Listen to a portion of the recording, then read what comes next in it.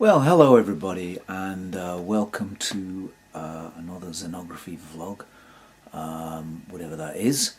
And today we're going to have a look at this wondrous piece of equipment.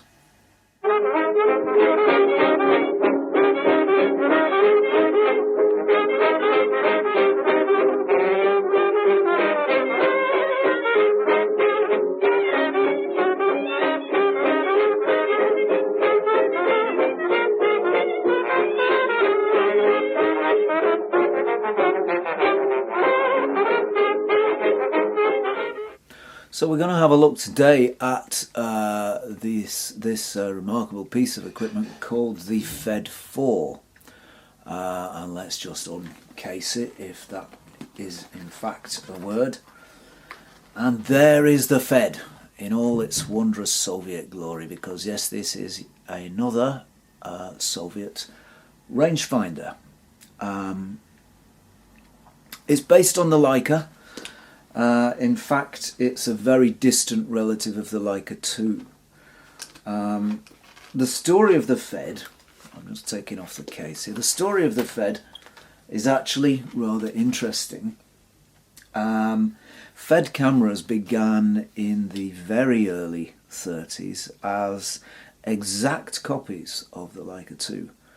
And those early Feds are actually quite valuable now. And they really are exact copies, literally part for part, bolt for bolt, nut for nut, exact copies of the Leica 2. And so perhaps because of that, Feds seem always, at least to me, slightly nicer made, slightly nicer finished than the Zorkis that are their very, very near companion. So this is the Fed. It's the Fed 4. Perhaps if I bring it a little closer, you can see that. It's quite similar to the cameras that we've looked at before, the film cameras that we've looked at before, rather. It's perhaps slightly more modern looking than the Zorki, if indeed modern is a word you can apply to these cameras. There is the top deck. And you can see that it has a lever wind. That's very handy. Yeah, so you wind it round there. There's no fiddly wind on knob. It's a nice lever wind. And fire the shutter just there. Yeah, so here's the shutter button. Lever wind, sorry, round the back. Lever wind there. There's a cold accessory shoe, which, if you haven't met that term before, means that there is no power going to it. And here is the shutter speed dial on the top. Again, like all the Soviet Leica clones, and in fact the early Leicas, never ever ever ever ever turn the shutter adjustment until you have wound on the film. So the correct sequence is wind on, adjust, and fire. Yeah. To change the shutter speeds, it's very easy, and in fact this is a much easier camera for me to use than the Zorki 4, because I can actually see those shutter speeds that are engraved around the dial there, and they are engraved, unlike the later Zorkis, which are actually painted, or screen printed I should say. So they're a little more visible. Same method of changing the speed. Take the control here, lift it, and move it around to the speed that you want. Never ever ever, this is another never ever ever for this camera, never ever ever ever ever turn the selector dial here, the selector button, speed selector button, never turn that between 1/30th of a second and 1 second, otherwise you will do very serious and considerable damage to your camera. So it's all pretty nicely finished, I've always found, this camera. The parts are chrome plated. They're a little more smoothly finished. They're a little more nicely finished than some of the Zorkis. Where this camera loses out to the Zorki is in its appearance, and I have to say this must be one of the ugliest cameras ever made. I mean, it's really not that good looking. The proportions are all wrong because it's actually far too tall. You know, the original Leica 2 was probably about that high. In fact, let's compare. So we've got the Leica 3 here, which is essentially the same thing as the Leica 2, and you'll see there's a enormous difference in height, but in fact not such a difference in width. You can see there the FED is slightly, about half a centimetre wider, but an awful lot taller, and so the proportion is all out. So you end up with a camera that's really heavy and really tall. However, if you want to learn rangefinder photography, then this is one of the best cameras that you can do it on. In fact, this is the camera that I learned on. This was my Christmas present in 1978, and my goodness, I was very pleased with it at that time. I still am. I still like the old FED.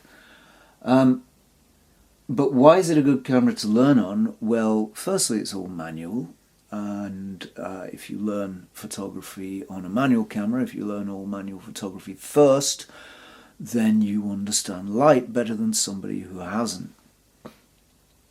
Secondly, this camera has a light meter built in.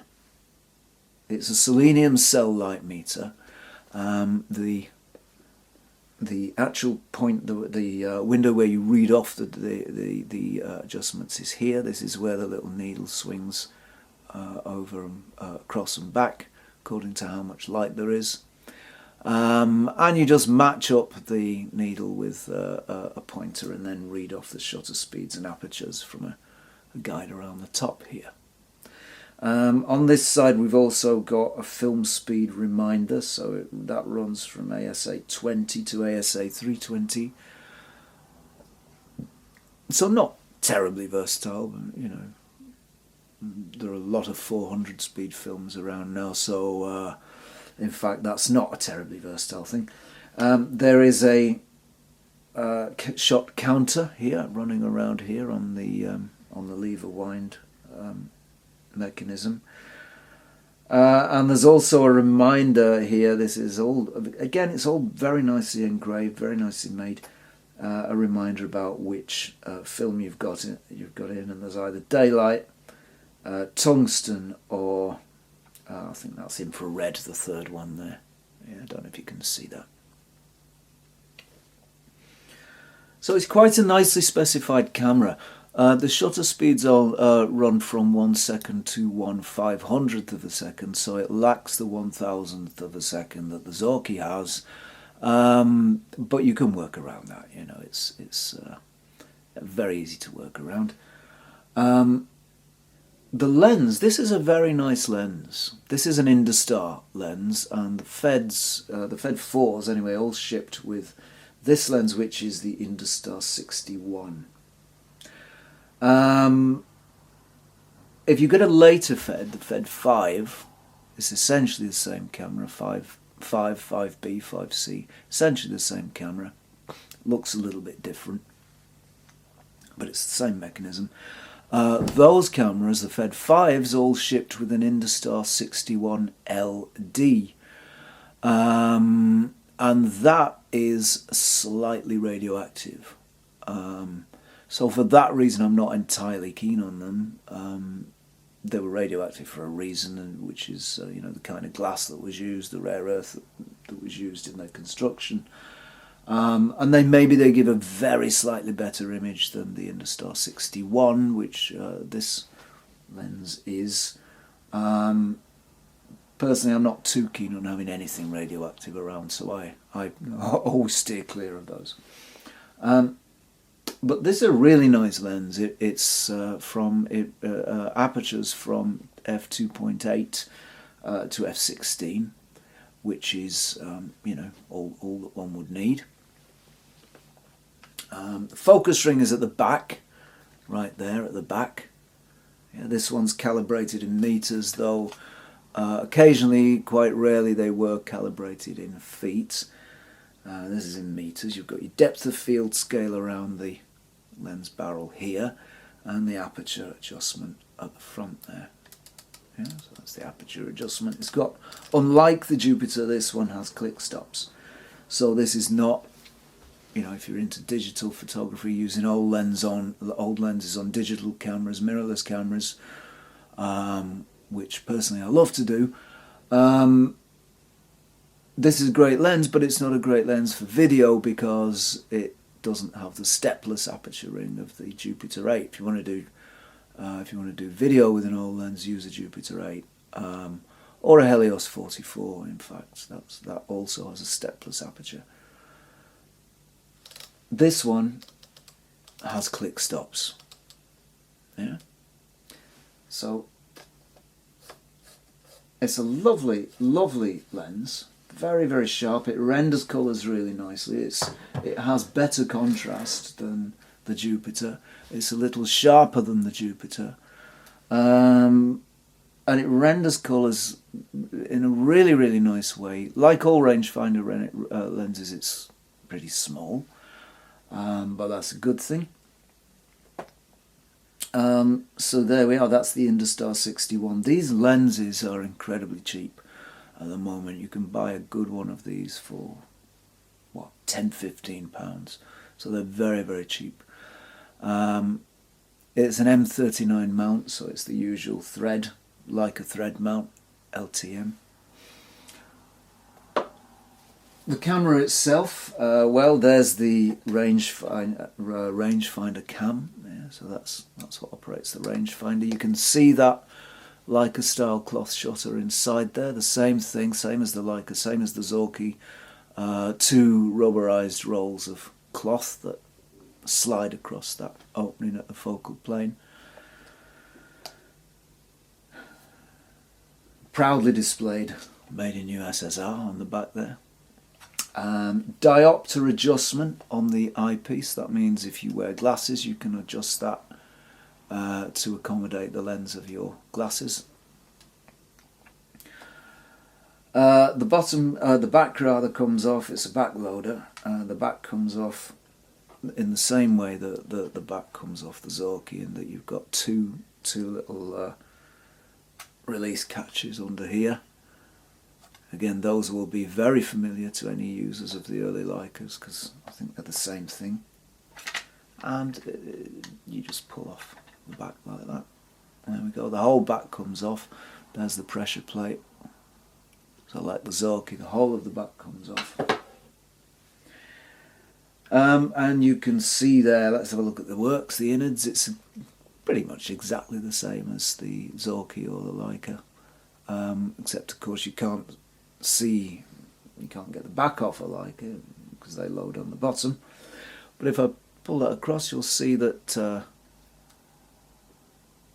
that's already shutter's already cocked. So let's fire it. Yeah, so it makes that usual sound of the slappy, snappy, rubbery shutter. There we go again. That's quite a sound. So what have I got that on at the moment? That's on 1/250th, but it will go all the way around to 1 second.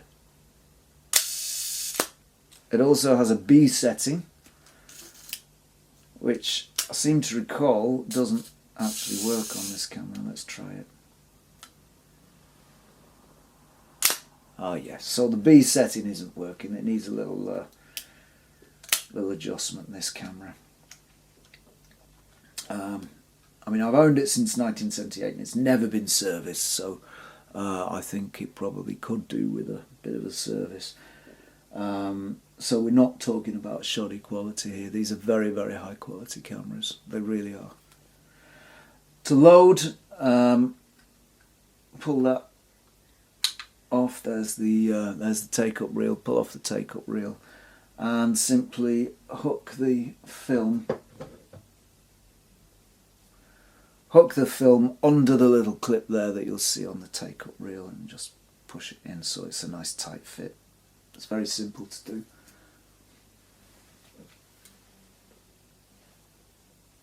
Then that just pushes back on there, and we pop the back on.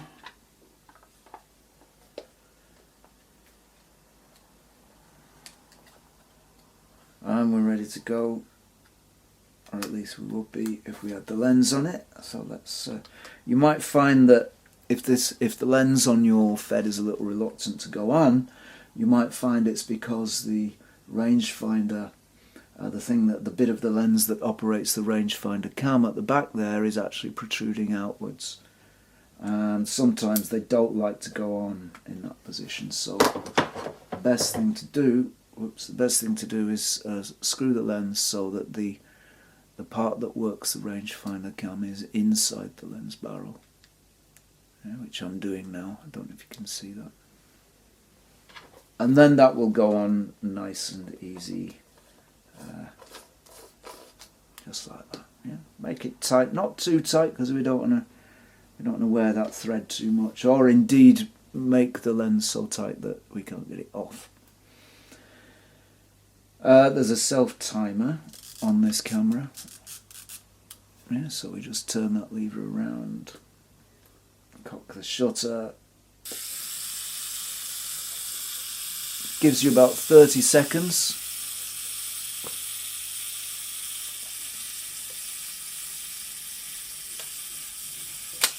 There we go, there's the exposure. It has a flash sync built in there, little flash sync socket there.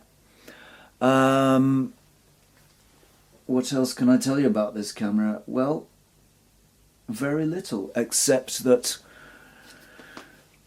these cameras, the Fed 4, is cheaper even than the Zorki, and technically, if not aesthetically, is actually a better camera because it has that light meter built in. So you don't have to guess your exposure, you don't have to do Sunny 16, you don't have to carry an extra light meter with you. Even if you have a light meter app on your phone, it's still a bit of a pain in the neck having to look at it every time the light changes or you go into a different light environment. So that's there, and you get a constant readout of the light, so that's really, really handy. These selenium meters tend either to work or not. I've found that they don't degrade over time. This one is still working. I bought these cameras for as little as £10 and found that the meters are still working. They are incredibly, incredibly cheap. And they are the absolute bargain of the rangefinder world. If you want to try film photography, if you want to try rangefinder photography, I don't think there's a cheaper way of doing it than this at all. I really can't think of a cheaper way of doing it, and the results you will get from this camera are every bit as good as those you will get from an early Fed. Remember, it's the photographer that takes the picture, not the camera. Yeah, so don't think that because this camera is cheaper than a Leica or cheaper than a Zorki, it's going to take less good pictures. It isn't. It's going to take at least as good pictures. Yeah. So all in all, a really, really nice camera. Very, very ugly, but that arguably has a certain chic in itself.